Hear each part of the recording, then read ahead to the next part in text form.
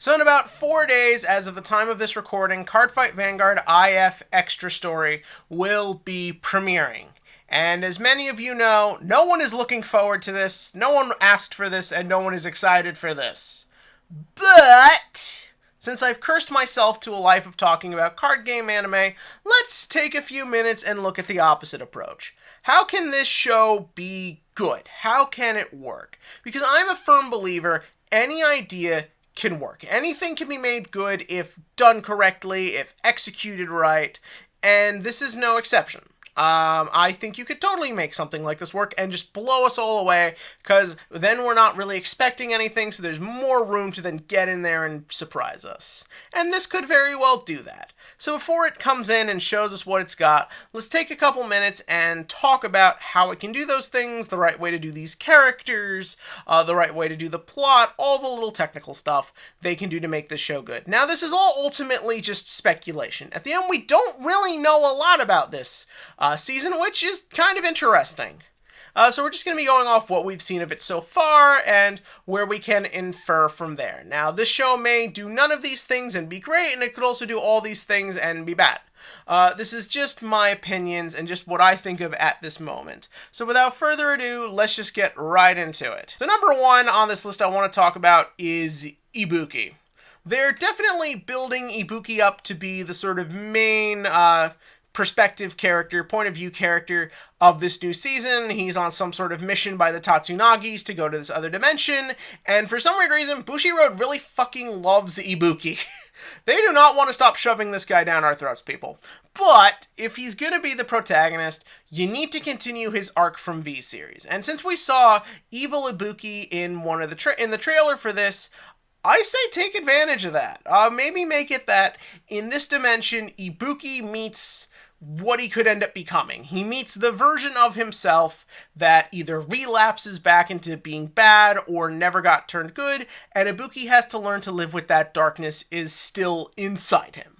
I think that could be a really interesting theme and a really interesting story, like the idea of how far you can go but still feel like you could just go right back. I think you could do something interesting with that.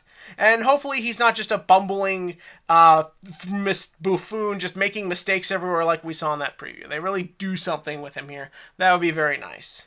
Thing two they gotta do right is Sueko. So Sueko is one of the biggest disappointments in this whole fucking franchise. Season 1, back in 2011, was building her up as either the villain or knew something very dark and mischievous, or was just pulling the strings and being creepy about it. Then it turns out she's a henchman for a boring, uninteresting character, and all she does is give exposition and talk about how she's just a servant of fate and Cray. V-Series attempts to give her a little more personality, but it really falls flat at the end of the day. So to see her getting some more focus here, and to see that in the little preview and the promotional art, she's much more different this time, like either much more darker or angrier. I think you could work with that. I think you could do something interesting with that. I think there is a lot you can do with someone in Sueko's position. Remember, when we last saw her, she was finally free of Cray. Like, when we last saw her, like, this is a woman who has spent her entire life not even having thoughts of her own. Everything down to the very way her brain works is programmed by someone else. She is just a slave and a servant. Well, now that's gone. And like, yeah, she's still doing the ultra rare thing where I'm like, hey, gotta make a living somehow. So I think it could be interesting if they could really play with that. Plus, being teamed up with the guy who sort of kicked it all into gear, Ibuki, could lead to an interesting dynamic between the two. And I'm quite curious to see if they can make it work. Number 3, Emmy. Jesus, I don't want to talk about Emmy. I really don't. So yeah, I've brought up Emmy several times before, how pointless she is, how useless she is, how clearly there to just sell shit sometimes when they even remember to acknowledge her, and how creepy a lot of the people who like her are. But Emmy's here, and she's a magical girl if I were to take a guess what you could really do something with here, you can have a little fun, because in the preview, she doesn't really seem like the traditional Emmy. She doesn't just seem like the happy-go-lucky cute girl. She seems a little bit tougher, she seems maybe a little bit smarter, a little bit cooler, and I think you could actually play around with our expectations. We expect Emmy to act and be a certain way, especially now that she's a fucking magical girl. So I say, why not really play with our expectations? Maybe make it she's a different personality magical girl. Maybe make it that she isn't necessarily really like Emmy. Why is she wearing a jacket like Aichi's? I think you could really do something and kind of gussy this character up and make her interesting. Just don't do a Fate Khalid thing. There's enough weirdos who like Emmy as is. Point 4, Shuka. Emmy's ace card and fellow companion magical. I've got the wiki up here. I'm very lost as to what they're trying to tell us. But basically, Shuka is the sort of unknown variant. We don't know who she is. We don't really know what her deal is. I guess she's some sort of Cray spirit or something. I don't know. But because we don't know who she is, that means you can do the most with her. You can go away from what we expect. You can do something interesting. Maybe she ends up being darker than she at first is. Maybe she ends up being better than who she first is. Look at what they did with Eska. Eska in the last series wound up being a really interesting character, and she wasn't based on an existing character. She was all original. And you could therefore go in some interesting directions because she didn't have to adhere to a standard. She could just be her own thing, and that's why people liked her. You could do the same thing with, it's so weird, Shuckle? I don't know. You could do that here and potentially go in some really weird directions with it. So hopefully they've got a good plan in mind for Shuka. Point 5. So we're in an alternate dimension. Have a little fun. If you're in an alternate dimension, you can do some weird, interesting things. I talked about what you can do with Ibuki. I've sort of touched on what you can do with Emmy. But if you're in an alternate dimension, like, try and have some, like, maybe weird visuals, or, like, try and do stuff like there's sight gags based on them being an alternate dimension. I don't want it to be that it's just an alternate dimension because having the magical girls in the main world doesn't make any sense, which could easily be a problem here. This is just an excuse to tell this dumb story nobody wants. But if you do little things to justify it, it could work. No one ever thought Spider-Man Into the Spider-Verse would be the best comic book movie ever made, which it is.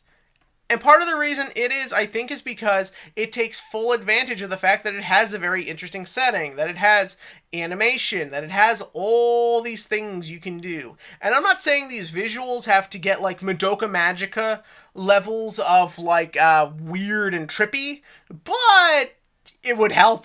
It would be nice. So yeah, just do a little something interesting with the setting. Point 6, since we brought up that there are magical girls in this, let's talk about there are magical girls as I attempt to reach for a broken piece of glass somewhere in my room to slit my wrists. No, resist! So, this anime has magical girls for some fucking reason. You know what? I'll say this much. The magical girl as a concept has been played around with over the past few years. We see a lot more attempts at dark magical girl stuff. We just had one with Magia Record, and obviously there is a market for this. Obviously things like Madoka work because they are dark. And I don't necessarily think this maybe needs to go that bad. I don't need any dead children. But I think it could be really neat if you played around with what being a magical girl in this world is, because it is a very unknown variable. Presumably Ibuki and Sueko don't know where it's going to lead to. So why not make it? Maybe these are magical girls who are just basically like servants to Cray. Maybe in this world, instead of the Tatsunagis and all of them trying to keep things to a very select group of people to control and manipulate, maybe just anyone can become a victim of Cray. Maybe anyone can just be turned into a slave or a servant and told you're something special when you're just doing their dirty work. Okay, I know at that point it really is just Madoka, but there's a reason Madoka is probably the most successful magical girl property since Sailor Moon, and it's because it brings on some darker, more interesting elements, and I think you could definitely do that here. And you don't need to go as dark and violent, and you can still keep it for kids, but you have to do something with it, so do that. Number 8. Whatever you're going to do with Cray, please think it out. please don't just throw random ideas together and make it a thing and hope we all just don't roll our eyes. Now, I personally believe Planet Cray is the single-handedly most poorly, most shittiest plot point in a card game anime, just period. I know I just shitted on Shadowverse before, and I shitted on Buddy Fight, but nothing in those shows is as stupid as Planet Cray. It is a planet that makes no sense, the inhabitants don't work, nothing about it is functioning as a story point, and everything that does somewhat viably make sense is basically just unpleasant and unlikable. And the worst part, they will not stop shoving Cray down our throats. It's as if they think they've created the most interesting lore ever, and they are damn straight that they will make it work. Well, guess what? They don't. And it's bad. And I hate it. And if you're gonna put Cray in this again, just embrace it. Make it Cray as evil, make it Cray as the villains, because they fucking are. And I think you could really make something work here. But unless you're gonna do that, just don't even try. Number 9, the music. So Cardfight Vanguard and music have a very interesting history. I think Cardfight Vanguard has had some interesting score choices over the years. In particular, I think the V-Series, the fight music is very good. It really gets you pumped. It's got this sort of exciting, action-y feel to it. I really quite like it. I also like a lot of their more emotional musics throughout the years. I think that particularly fits. In particular, Misaki's sad orphan girl score in the original is very nice. So hopefully the music in here reflects that as well. I think I've set up enough interesting points that a composer could really create some interesting score choices, and I'm hoping we see them instituted here very well, or at least well enough. So yeah, just give me something interesting to listen to. Point 10, and in my opinion, the most important point. Okay, none of these are really in order, but it's still. The most important thing Cardfight Vanguard IF has to do is make the card fights interesting. Now, some of you may be saying, oh, that's a given. Well, let me explain. Now, we've been getting reveals for stuff coming out in the next set, and a lot of stuff we've seen feels very Chrono and the Gang-esque, like stuff from that we saw Susanoo, and some other stuff that feels more in line with that side of stuff, which makes you wonder what's going to be showing up in this, if anything. And, well, considering this is a card game anime, that's a problem. And most importantly, this is a card game anime that doesn't always like to actually write in the card games. G, in particular, just shamelessly only ever cuts to when it's time for the big final turn to show you the crap they want you to buy. And, yeah, in a world where you feel like you need to make 2 characters magical girls, it kind of makes you wonder if we might get that here. And that's part of the big reason G is so boring, is because not only is every character uninteresting, but there's also no exciting card game action to keep me invested. And I don't want to see that happen again. Good card game action can save bad anime. Yu-Gi-Oh! GX, I will always say I don't like it, but I do love the duels in it. One of my favorite card fights in all of Vanguard is when Ren fights Asuka in the frickin' Deleter arc. So yeah, you can rectify it and make sitting through something that might not work bearable if your card fights are good. So give me good card fights and don't just do stuff like, say, an episode where they're playing like mecha pilots and have to fight off aliens. Yes, that happened in G. They thought you cared so little and would pay so little attention to the point of the show, they had to make a discount shitty Sentai parody. Don't do that here, boys. Please. So yeah, that was my 10 things they could do for Cardfight Vanguard AF. I know I maybe was a little on the meaner side this time around, but this is a very strange direction to take things. Will it work? Well, we'll find out. And if it doesn't, it doesn't. And we'll take things from there. And so as always, click to like, click to subscribe. What do you think about all this? And, oh wait, I forgot point 7, didn't I? I don't even know how I did that.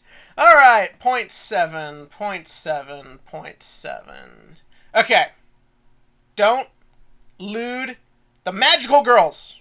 You may not think I have to say that. You may not think that doesn't deserve to be a point, but we're living in 2020, people. And in 2020, you gotta tell them, don't lewd the magical girls. More importantly, look at how they treated Mikaru. Look how they treated the Shinaman, or the girl with that freaking hair in front of her head. I can't remember her name anymore. Don't lewd the magical girls. Got it? Got it.